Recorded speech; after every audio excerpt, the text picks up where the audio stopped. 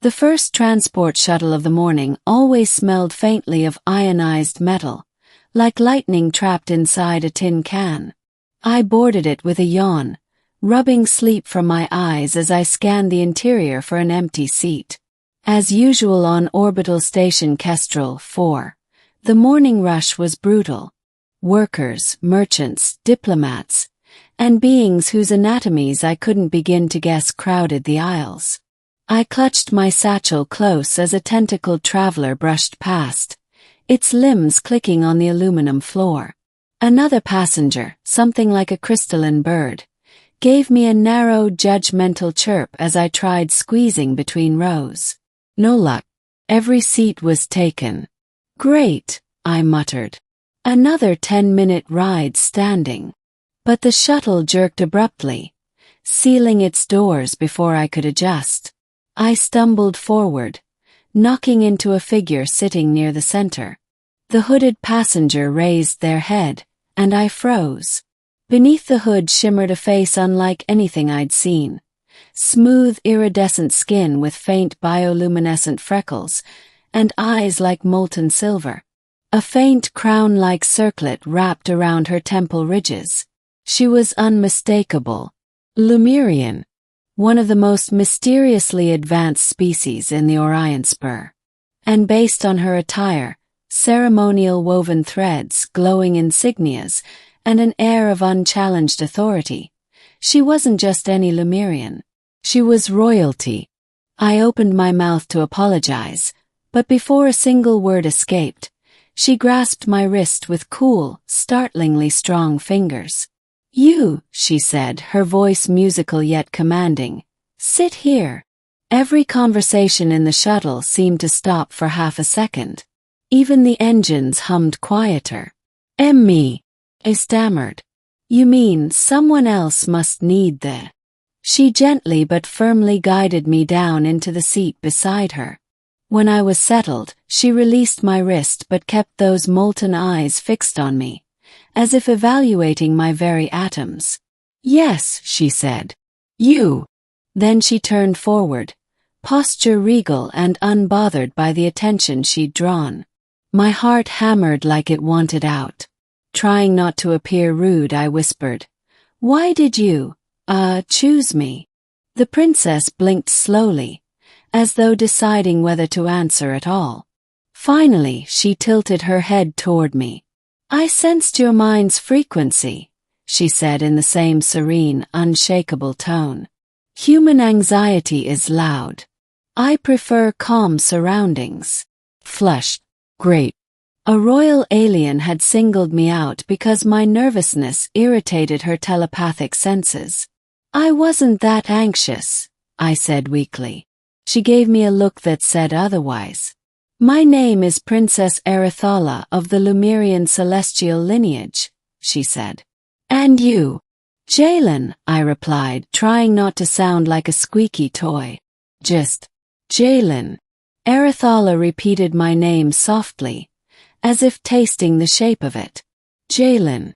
A grounding frequency. I had no idea what that meant, but it sounded like a compliment. Before I could ask what she was doing on a public shuttle, royals usually traveled in private cruisers, the shuttle shuddered violently. Alarms instantly blared. "Incoming impact. All passengers secure yourselves." I grabbed the nearest handle, but Erithala remained perfectly still, glowing faintly with steady, almost soothing light. "What's happening?" I asked. She tilted her head, listening. "Something has struck the shuttle's outer hull." A collective gasp swept through the passengers. The shuttle jolted again, harder this time. A few people fell, scrambling to regain balance.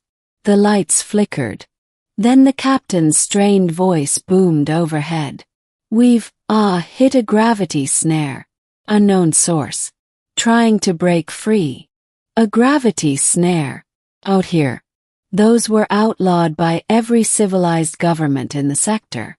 Whoever deployed one wasn't planning anything good. Erithala stood gracefully. "Jalen, come." "What? Where?" She held out her hand, commanding, steady, unwavering.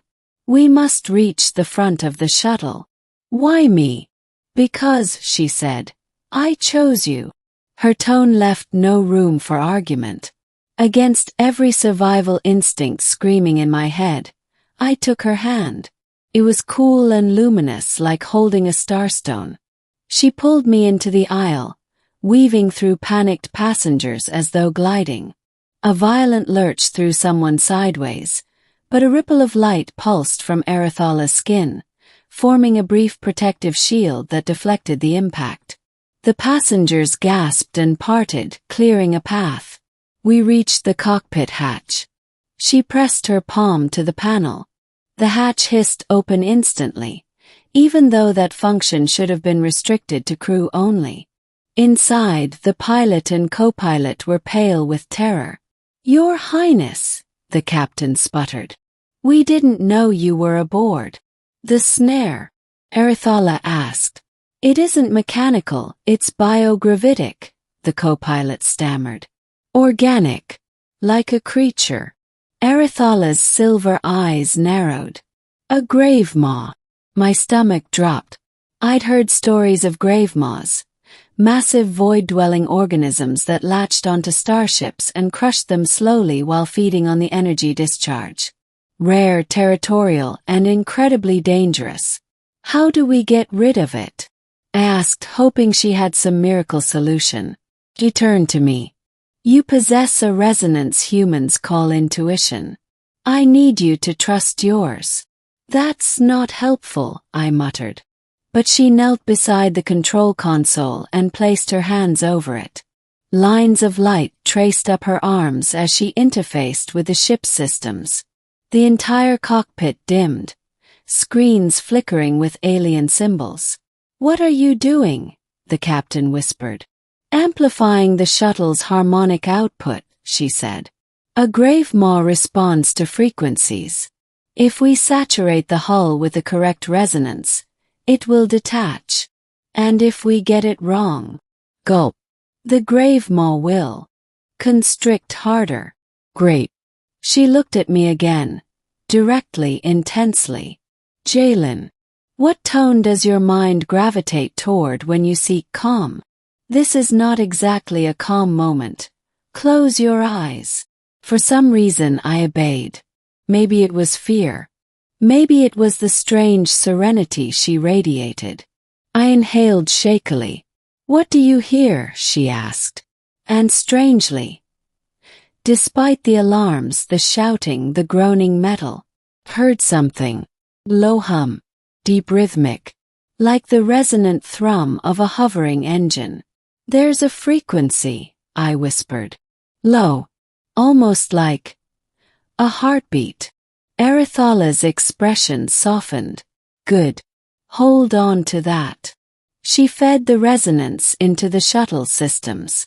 A deep, pulsing vibration rippled through the hull. For a moment, nothing. Then a shriek, metallic and wet, echoed through the shuttle. The floor trembled. The gravity snare loosened. "It's working," the co-pilot shouted. Another pulse. Another shriek. Then freedom. The shuttle surged forward, engines roaring. The grave maw had detached. Cheers erupted throughout the cabin. Relief washed over me so strongly my knees almost buckled. Erithala stood, brushing imaginary dust from her glowing sleeves. "Efficient." I stared at her. "You saved all of us." "You helped," she corrected. "Your intuition was harmonious." She offered me the smallest smile, barely a curve of the lips, but it sent warmth flooding through me. When the shuttle finally docked at the station, passengers flooded past us, eager to reach safety. I expected Erithala to stride off to whatever diplomatic meeting awaited her. Instead, she turned to me one more time. "Jalen," she said, taking my wrist again, gently this time.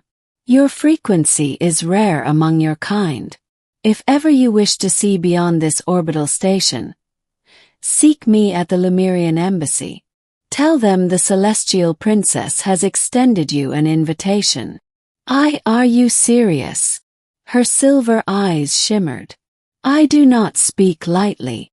And with that, she drifted away, regal and radiant, leaving me in the shuttle doorway with my heart pounding and the faint hum of a grave-driven adrenaline crash swirling through my thoughts. I had boarded the shuttle simply searching for a seat.